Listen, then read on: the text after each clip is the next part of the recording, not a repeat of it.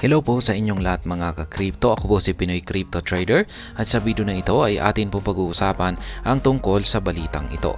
Kung saan ang sabi po rito ay 3 key reasons behind Bitcoin dip below $40,000. Ayan, narito raw po yung tatlong mga dahilan sa likod ng pagbagsak ni Bitcoin sa ilalim ng presyong $40,000. At ayan, bago po tayo magpatuloy ay nais ko lamang po munang bigyang linaw ang aking disclaimer kung saan ang nilalaman po ng video na ito ay hindi po ito isang financial advice. For education and information purposes lamang po ang layunin nito. Maliban po dito ay nais ko na rin pong magbigay babala na wala pong kahit anumang group chat ang Pinoy Crypto Trader. At yan, ang sabi po rito ay with Bitcoin plunging below $40,000 lately, we have highlighted 3 major reasons behind this massive price decline. The world's largest cryptocurrency by market capitalization, Bitcoin, suffered a devastating collapse recently, plunging below $40,000 for the first time since December. Yan, totoo po yan. Yan po yung kalagayan ni Bitcoin ngayon. Nakaranas po siya ng isang devastating na collapse at bumagsak po siya dito sa ilalim ng presyong $40,000 sa kauna-unahang pagkakataon mula pa nung buwan ng December. Mula pa nung buwan ng December. Bitcoin's latest price plunge brought its market cap to around $774.82 billion. However, its 24-hour trading volume is up by 103% to $29.5 billion.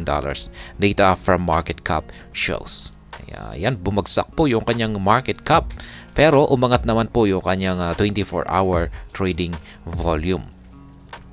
In the hours leading up to press time, Bitcoin was changing hands at $39,508, down by 3.5% over the past 24 hours. It bears mentioning that yesterday's dip was the largest since the SEC approved the trading of 11 spot Bitcoin ETF on January 10. Kaya yan po yung presyo ngayon. Naglalaro po yung presyo ni Bitcoin ngayon sa $39,508. Bumagsak po siya ng 3.5% nitong nakalipas na 24 oras. Ayan. The recent dip in Bitcoin has prompted market analysts and crypto stakeholders to ascertain the major reasons behind the collapse. Shivam Thakral, the CEO of India-based crypto exchange Bitcoin, asserted that Bitcoin is experiencing a healthy pullback after embarking on a remarkable run due to the ETF euphoria. Isa daw pong yung CEO daw po ng India-based crypto exchange na si Bitcoin. Siya po ay si Shivam Thakral ay naglabas po ng kanyang pahayag na si Bitcoin raw po ay nakakaranas ng isang healthy pullback. Ibig sabihin ay maganda po yung nagaganap na pullback na ito ngayon na nararanasan ni Bitcoin. 3 potential factors behind Bitcoin plunge. Narito na po yung gusto nating malaman.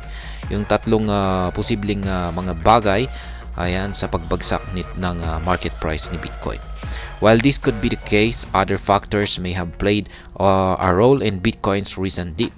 In the wake of Bitcoin's recent collapse, we've highlighted 3 major factors that could be responsible for the bearish price movement. Kaya narito po yung una. Yung una na posibleng dahilan. At yan po ay ang Grayscale's massive Bitcoin movement to Coinbase. Mukhang ito si Grayscale, yung malaking kanilang paggalaw ng kanilang Bitcoin papunta kay Coinbase ay mukhang ito yung nakaapekto sa pagbagsak ng presyo ni Bitcoin. Recall that Grayscale was among the asset management companies that received the SEC's blessings to launch Bitcoin exchange-traded funds. Since Grayscale received the approval, the asset manager has been moving huge volumes of BTC to its custodian Coinbase Prime. Kaya isa po si Grayscale sa mga na-approve. Na-approve yung kanilang application na spot Bitcoin ETF. At pagkatapos po ng kanilang approval ay yung kanilang asset manager ay nag-umpisa pong maglipat ng malaking amount ng Bitcoin sa kanilang custodian na si Coinbase Prime. Yesterday, Grayscale moved a staggering 15,308 bitcoins worth $604.78 million to the custodian. This brought Grayscale's total outflow to Coinbase Prime to 63,991 BTC worth $2.52 billion. Kaya yan, nitong nakalipas lamang na araw ay si Grayscale ay siya po ay naglipat ng kanyang 15,308 na amount ng Bitcoin. Yan, dito papunta kay Coinbase. Kaya yan yung ngayon ay si Grayscale ay meron na po siyang total outflow kay Coinbase Prime na 63,991 na Bitcoin. Yan po ay umaabot sa halagang $2.52 billion. Yan po yung ito po yung inilabas na alert ni Look on Chain.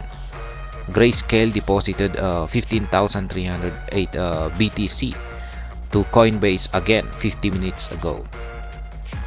Since the ETF was passed, Grayscale has deposited 63,991 BTC to Coinbase Prime during the opening hours of US stocks.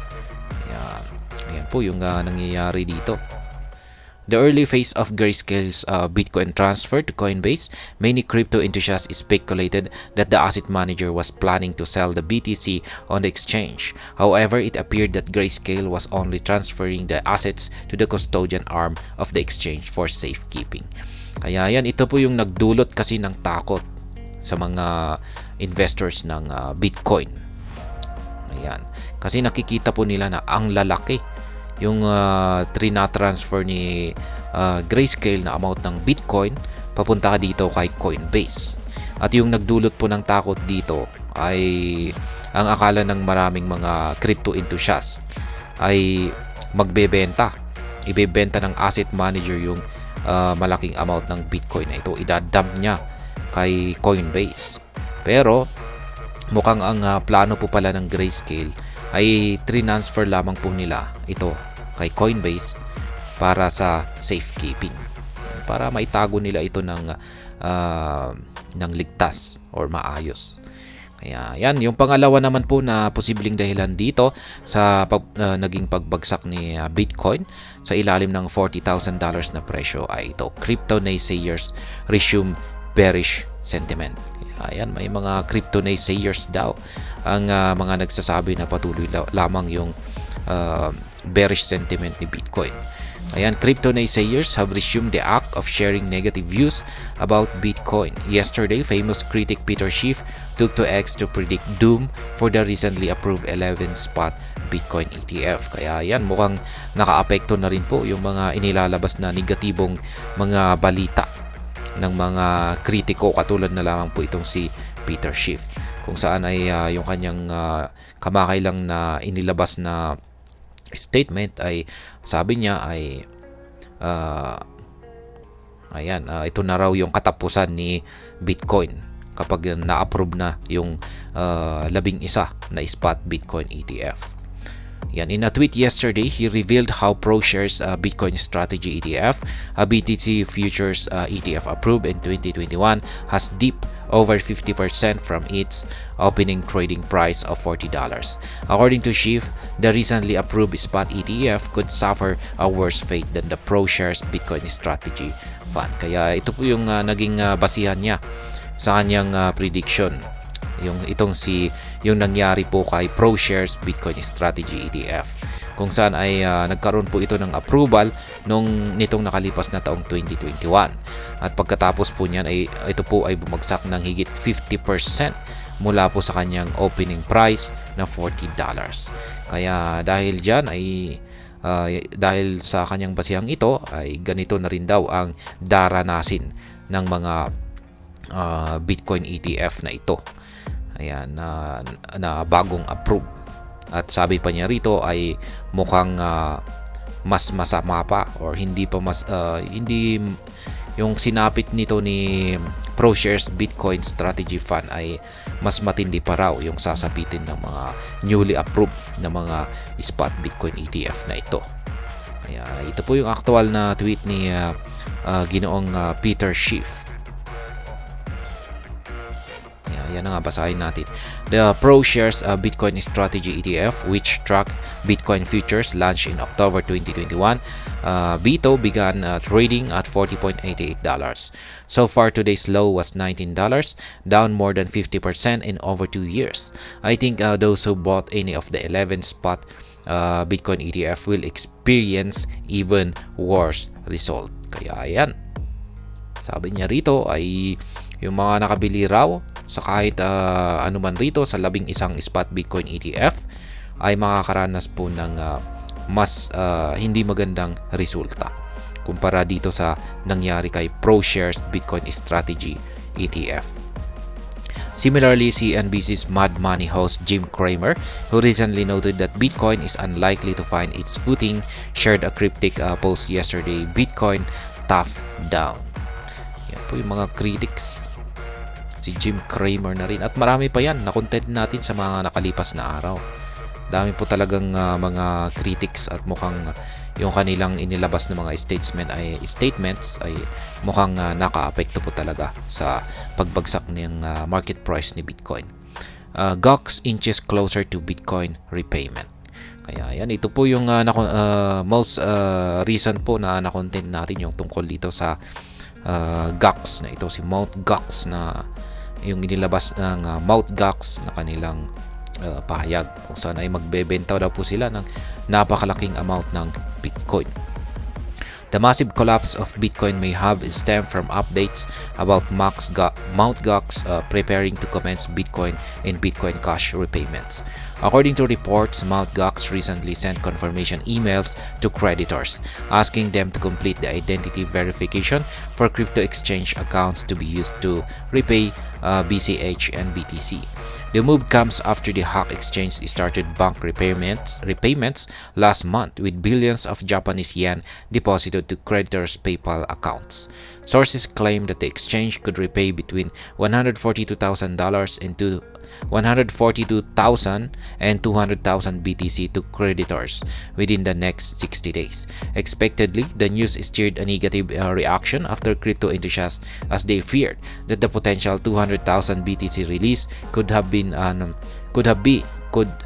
a bearish effect on the top asset. Kaya yan na nga yung inilabas na statement ng Mt. Gox kung saan ay ilalabas po nila yung mga 142 to 200,000 na amount ng Bitcoin sa loob ng 60 days. At mukhang ang mangyayari dito ay baka ibabagsak po nila yung 200,000 na Bitcoin na ito, at kung pag binagsak po nila yan sa crypto market ay syempre alam po natin kung ano yung mangyayari at magiging impact niyan sa market price ni Bitcoin. At yan, yung 200,000 na Bitcoin na yan ay napakalaki po yan na amount ng Bitcoin. Kaya pag binenta yan ay talagang may impact po talaga yan sa market price. At syempre kung pag naapektuhan po ang presyo ni Bitcoin ay apektado na rin yung ibang mga cryptocurrencies. At ayan, hanggang dito na lamang po tayo sa video na ito. Sana po ay inyong nagustuhan ang aking paliwanag dito. Kung inyo po itong nagustuhan ay pakiclick lamang po ang like button nito. Para naman po sa mga bago lamang dito, kayo po ay aking inaanyayahan para mag-subscribe. Pakiclick na rin po ang bell icon nito dahil ito po ang siya magsisilbing notification nito sa mga bago kong videos na akin pong ina-upload sa aking YouTube channel na ito. Marami pong salamat sa panunood, ingat po tayo lagi at God bless po sa ating lahat.